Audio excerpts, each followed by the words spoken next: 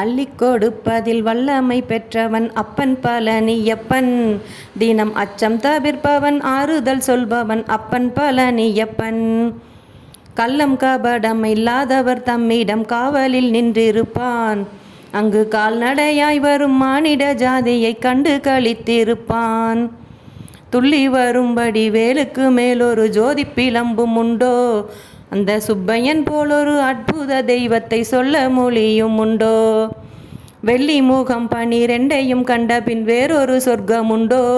Aunty வேஷத்திலாயினும் வீரத்திலாயினும் Velanai வெல்வதுண்டோ? சித்தர் வணங்கிய சேவற்கொடியோனை சேர்ந்து வணங்கிடுவோம். அந்த சிக்கலிலாயினும் செந்திலாயினும் சென்று பணிந்திடுவோம். பக்தருக்கென்று திறந்திருக்கும் தென் பழனியை கண்டு கொள்வோம்.